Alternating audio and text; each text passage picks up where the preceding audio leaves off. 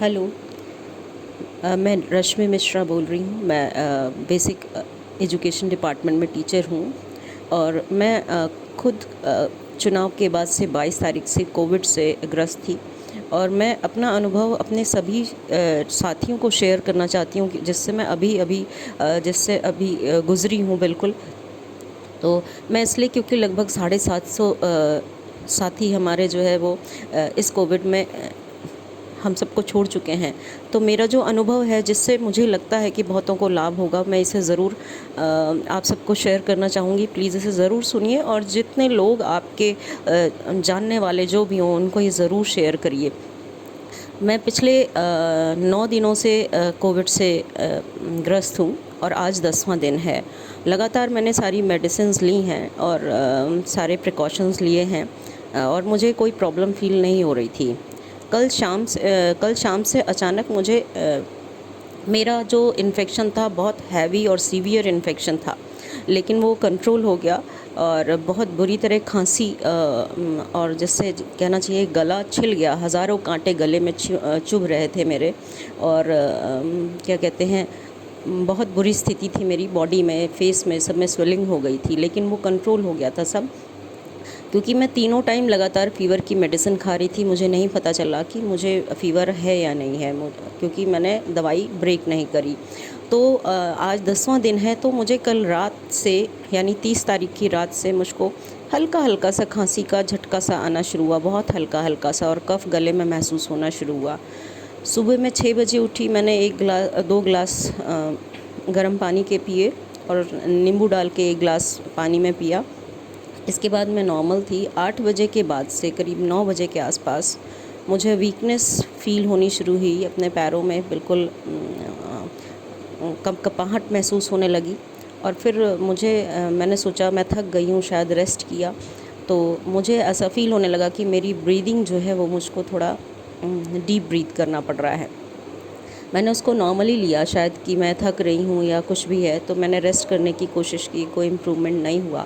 फिर मुझे लगा मैंने कुछ नाश्ता नहीं किया है, तो मैंने नाश्ता किया। 2 मिनट के लिए रिलैक्स फ़ील हुआ और लेकिन इसके बाद फिर से मुझे लगने लगा कि ब्रीदिंग अब और ज़्यादा दिक्कत हो रही है।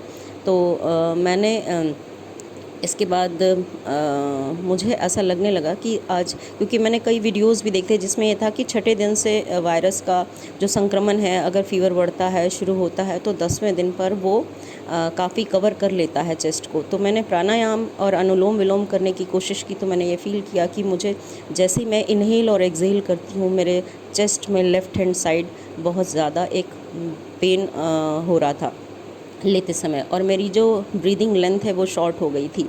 तो मुझे वो आभास होने लगा था और सुबह से काफ़ी तेज़ खांसी और गले में कफ़ ही कफ़ भर जा रहा था। और इसके बाद मुझे ये फ़ील होने लगा था कि कुछ प्रॉब्लम होने लगी है ब्रीदिंग वाली। और ऑक्सीमीटर से जब मैंने अपना ऑक्सीजन लेवल देखा तो 97-98 मेरा ऑक्सीजन लेवल बहुत अच्छा था। मेरा पल्स रेट ज़रूर बढ़ गया था, वो भी 99 के आसपास पहुंच गया था।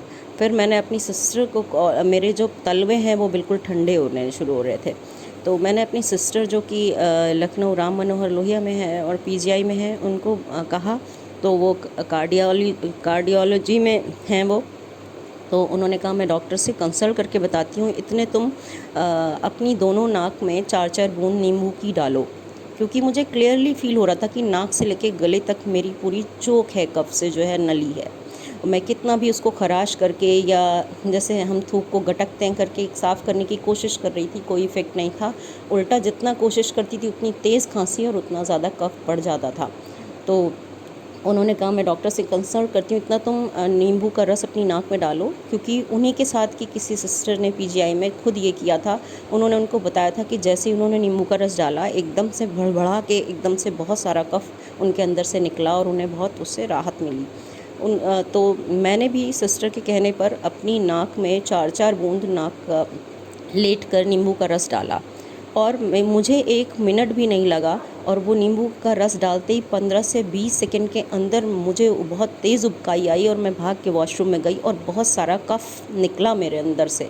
और मैंने बाद में गौर किया कि जो फ़र्स्ट टाइम मेरा कफ़ निकला उसमें कुछ ब्लैक ब्लैक छोटे बड़े डॉट्स टाइप, मतलब कुछ ऐसा था कि वो कफ़ बिल्कुल वाइट नहीं था।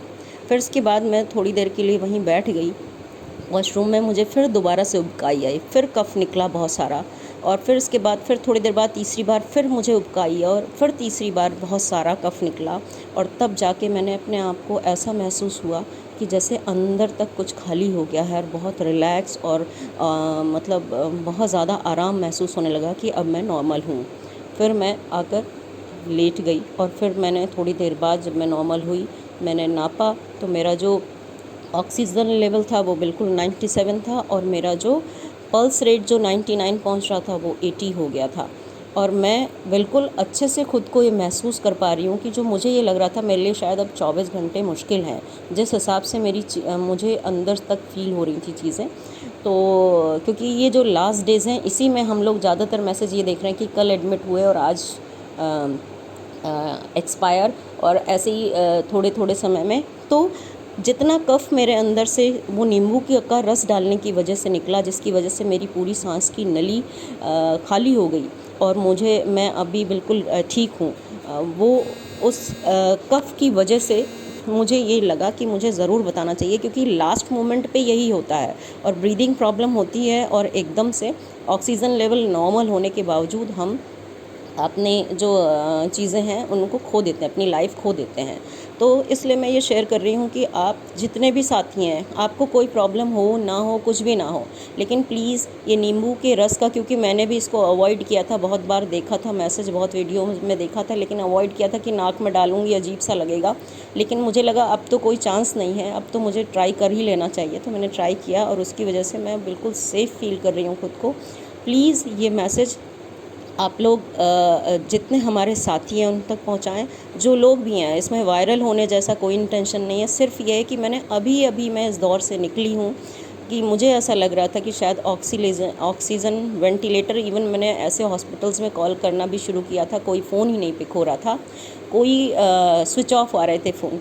तो आप लोग प्लीज़ ये नींबू के रस का, जो जितने भी आपके लोग साथ में इफ़ेक्टेड हैं उनको ज़रूर बताइए कि क्योंकि ये हमारे साथ के 2-3 लोग इस चीज़ को प्रैक्टिकल कर चुके हैं, मैं खुद कर चुकी हूँ और इसका इफ़ेक्ट आपको बता रही हूँ। क्योंकि जो म्यूकस होता है वो हमारी सांस की नली में ऐसे चिपक जाता है कि वो फिर किसी भी चीज़ से हिलता नहीं है, बिल्कुल कफ़ के रूप में वो चिपक जाता है। और यही चीज़ मैं फ़ील कर रही थी, और वही म्यूकस जैसे ही मैंने नींबू का रस डाला, ऐसा लगा जैसे उसकी सारी पकड़ ढीली हो गई है और वो नली में एक लिक्विड की तरह भर गया, और अब मेरी बॉडी के रेजिस्टेंस ने उसको तुरंत बाहर निकाल दिया।